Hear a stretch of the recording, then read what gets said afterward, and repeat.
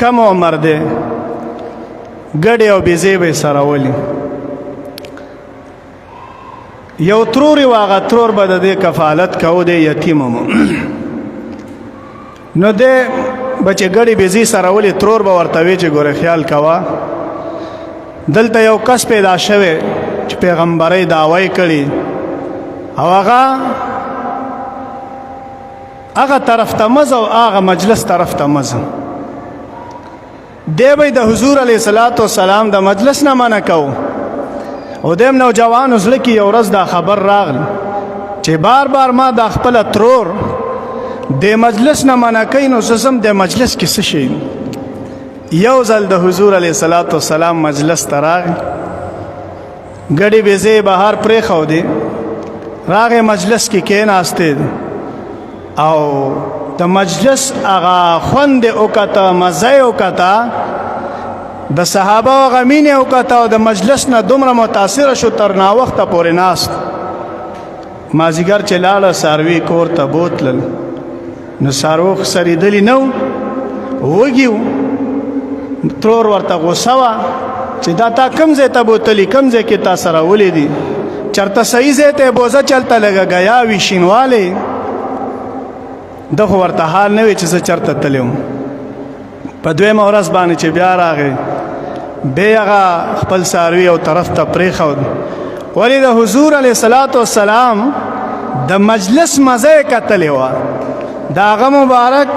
د مجلس خوند یې کتلی و او هغه والضحا رخسار ملاقات یې کړی و دیدار یې کړی و نو هغې نه چېرته د زړه صبرېده هغه څاروي او ګډې بیزې هر څه یو طرف ته پرېښود بیا د حضور علیه الصلاة والسلام په مجلس کې کېناست ځوان ناوخته پورې ناست بیا چې لاړې په دویمه ورځ باندې بیا هم دغه حال ترور ورته غوسه وه په درېیمه ورځ باندې چې بیا راغی او بیا هم دغه حال ترور ورته غوسه وه آخره کې نبی اکرم صلی الله علیه وسلم ته فرمایي د الله رسوله بیعت یې وکړه ایمان یې راوړ زما یو ترور ده او چې زه کله دا ګډې بیزې او دا څاروي دلته سروم نو ده خو دلته سرېدل نه زه خو مجلس کې ناست او چې د دې ځای نه لاړ شم نو هغه راته غوسه وي دا څاروي مې په نهاری نو پیغمبر علیه الصلاة والسلام ورسره راووت وی چې راځه ستا کوم ځای کې د څاروي د هغه ګډو بیزو په ملا باندې لاس راښ کو په سینو باندې هغه مړیم شوې په هغې کې غوښې پیدا شو ډکې شوې او سینو کې پی پیدا شو او هغه چې کله کور ته بوتلې نو ترور خاله ورته وی چې بچې دا تا کوم ځای کې سره ولي کوم ځای ته دې بوتلې وې دغه ځای کې دا خپل څاروي او دا ګډې بیزې دې سره وه هغه نوجوان ورته وی ترورې دا هغه ځای دی چې کوم ځای نه تا زه منع کولی وم دا د نبی اکرم صلی الله علیه وسلم د مجلس برکت دی او د هغه د لاسو برکت دی او د دعا برکت دی نو ځکه زما دا څاروي چې کوم دی پی پکې پیدا شول او مړې شو هغې ورته وی بیا موږ هم ځان سره بوزه دې ځای ته ټوله کورنۍ را روان شو مجلس ته راغلل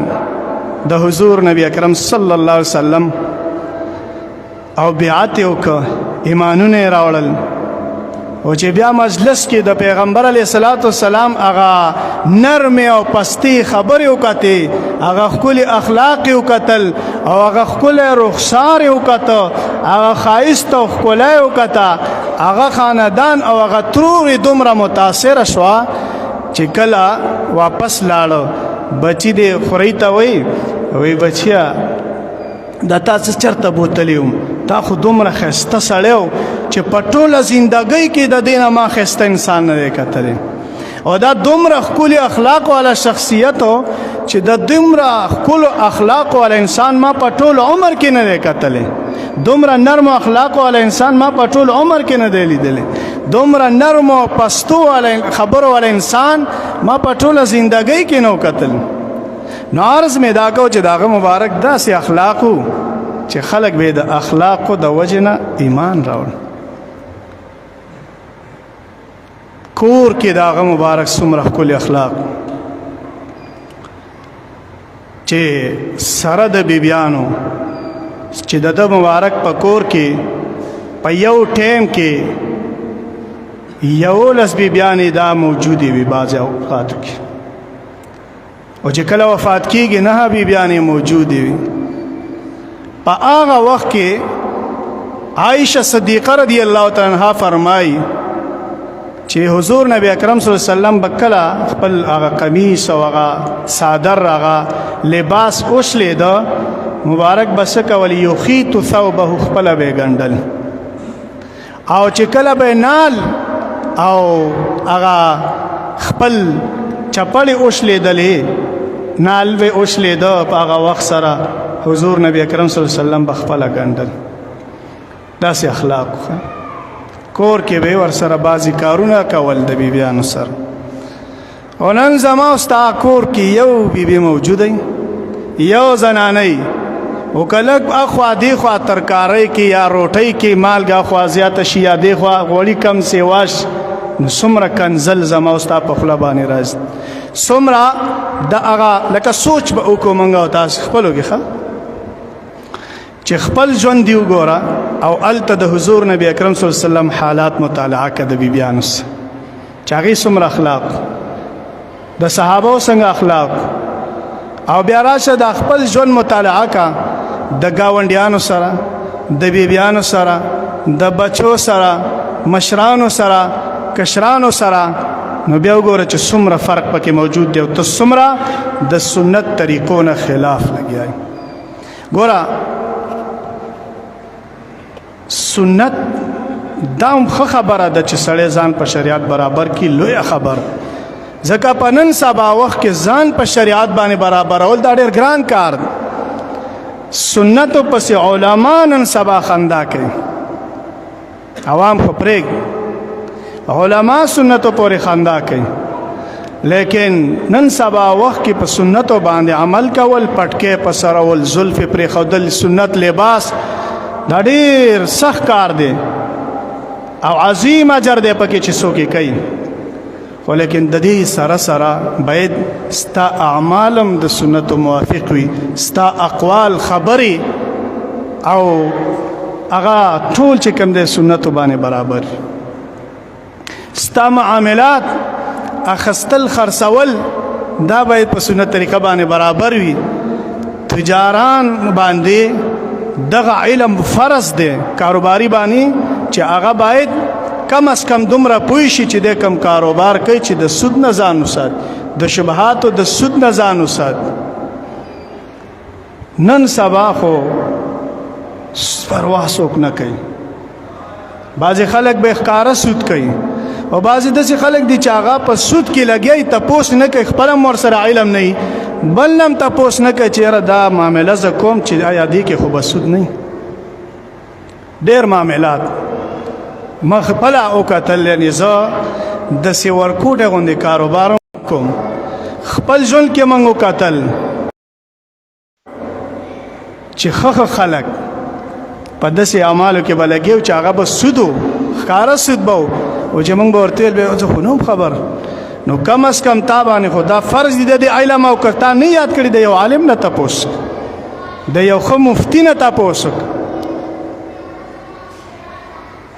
نو عرض مې دا کو چې مونږ او تاسو ته پکار څه دي، لکه څنګه ځان په ظاهر په شریعت برابرول،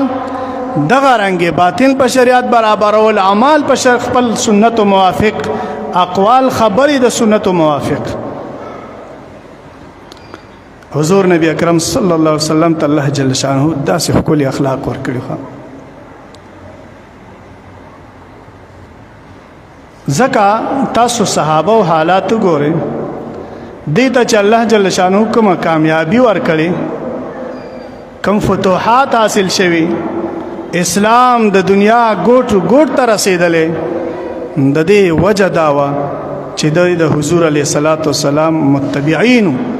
کلکه اتباع کړی، د شرم نه د عام دنیاوي ظاهري شرمونو نه کتل، خو د پیغمبر علیه السلام سنت باندې عمل کولو، کلکې منګولې ور باندې لګولې، هغه باندې عمل وکول او کلکې منګولې پې لګولې، ځکه ورته رب کریم دومره لوی فتح ورکړه، او ځکه رب کریم د دنیا ګوټ ګوټ ته د دوی په برکت سره اسلام ورسول. نو عرض مې دا دی چې حضور علیه الصلاۃ والسلام دغسې اخلاقو د بیبیانو داسې اخلاق یو د غلامانو د وینځو سره چې ما تاسو ته وی چې حضرت زید رضی الله عنه د اخلاقو د وجې نه د ده سره مینه او محبت پیدا ش دومره مینه محبت چې د هغه پلاران او خاندان او ترون او هر څه پیدا کېږي هغه ټول پرېږدي خو د حضور علیه الصلاۃ والسلام مینه محبت نه پرېږدي د حضور علیه الصلاۃ والسلام مجلس نه پرېږدي هغه چې پیغمبر علیه الصلاۃ والسلام کله اخلاق د سره کړي ګوره د بیا حضرت زید رضی الله عنه واده کوي او د هغه بچی پیدا کېږي اسامه ابن زید رضی الله عنهما هغه اسامه ابن زید رضی الله عنهما غې کې د حضور علیه السلام ناس د عائشه بیبي فرمایي پیغمبر علیه الصلاۃ والسلام په خپلو پاکو ګوتو مبارکو باندې دغه پوزه پاکوي یعنی د دې نه وړاندې به غلامان سره څومره ظلم کېد خو چې دی مبارک د داسې اخلاقو خو د خلکو ته صحابو ته او امتیانو ته او مطالبه هم د داسې اخلاقو د امت نه چې هغه غلام وایي زار څه پرېږدم خو د حضور علیه السلام مجلس نه پرېږدم بیا غلام ته وادم کې او د هغه بچي پوزه مبارک په خپلو ګوتو باندې پاک اخلاق داسې اخلاق نن به په وړه مسله باندې بچې د پلار سره وران په وړه مسله باندې به رور د رور سره وران معمولی مسله باندې به مسلمان د مسلمان سره لاندې وتی مرګ بم پکې کېږي قتل بم پکې کېږي وجل کېږي بم انتهایی د اخلاقو کامل د حضور علیه الصلاۃ والسلام اخلاق ځان کې پیدا ځان ته امتی وي هغه کردار خپل کا چې هغه مبارک څنګه اخلاق په کور کې کول څنګه بهر کول او ځان په شریعت برابر کا پدې مشرمېږه چې د حضور علیه الصلاۃ والسلام یو سنت باندې تا عمل وکړه او بهر دې ته پدې باندې او شرمېږي دا د ایمان کمزوري ده دا د ایمان کمزوري ده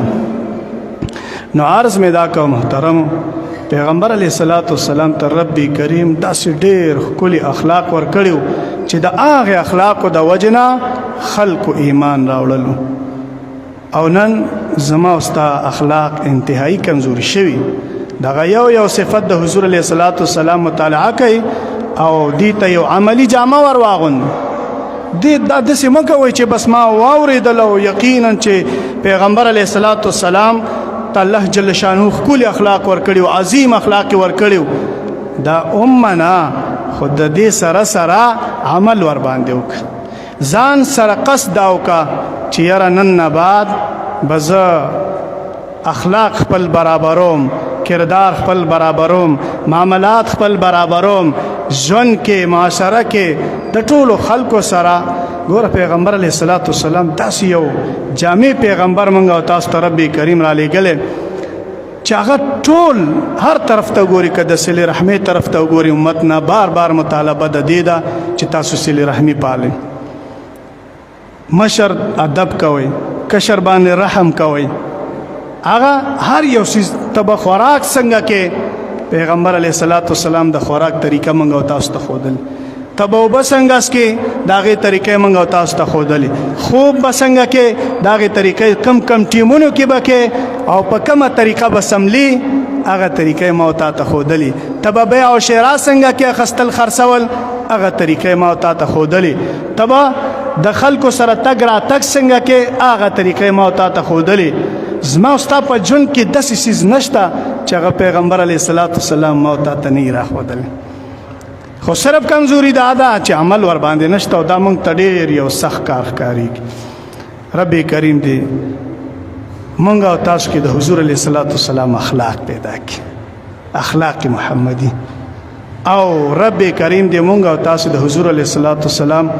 کامل متبعین جوړ کړي رب کریم دې توفیق راکړي چې د حضور علیه الصلاۃ والسلام د سنتو اتباع وکړو ژوند مو په دې کې ښایسته کېږي آخرت مو په دې کې ښایسته کېږي چې د پیغمبر علیه الصلاۃ والسلام د سنتو متبع تاسو به بار بار وایئ چې د څنګه داسې سنتو اتباع ډېر وي خو دې کې یو لوی کمال پروت دی دا دومره وړه خبره نه ده چې پیغمبر علیه الصلاۃ والسلام متبع وي کامل اتباع د حضور علیه الصلاۃ والسلام کړی وي دنیا به هم خسته وي او آخرت به هم خسته وي. یوازې دا نه چې ته منځونه ډېر کې او لګیا یې بعضې ملګري داسې دي چې هغه موږ پېژنو شپه او ورځ شیخۍ ته یې کار ویل د تهجد لمونځ هم ترې نه پاتې کېږي نور خو څه کړي لیکن بل طرف ته چې وګوري بیا د حلال او د حرامو تمیز پکې نه وي. بل طرف ته چې وګورئ د یتیمانانو د خوراک د مال خوړل هغې تمیز ورسره نه وي. ظلم به ترې کېږي خپل کور کې به ترې ظلم کېږي هغه مونږ ګورو نو هغه شیخي دی بیا فایده نه ورکوي. شیخي خیر دی لګاو دا فرضي مونځ په ټایم باندې وکړه خو هر طرف ته ما تاسو ته ویل چې سنتو باندې به یوازې دا نه چې مونځ دې راټینګ که بس ته کامل متبع جوړ شي یا دې روژه په کلکه ونیوله ته کامل متبع جوړ شي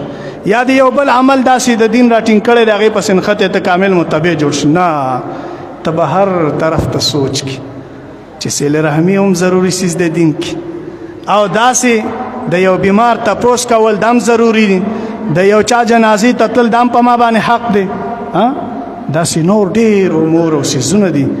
چې هغه زمونږ او ستاسو نه د اسلام تقاضا ده په هغې باندې عمل وشي. درود شریف اللهم صل وسلم وبارک على رسولك المصطفى ونبيك المجتبى وحبيبك الحمد لله رب العالمين الصلاة والسلام على سيد الأنبياء والمرسلين. رب کریم کوم از نصیحت خپل دربار کې قبول کړي ذاتي کمی شوی د غیرت عفو کړي. رب کریم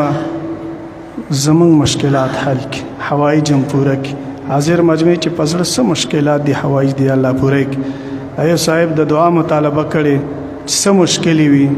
رب کریم هغه مشکلې پوره کړي. مشکل کشا حاجت روازات یا الله زمونږ د دعاګانې مرد کوه.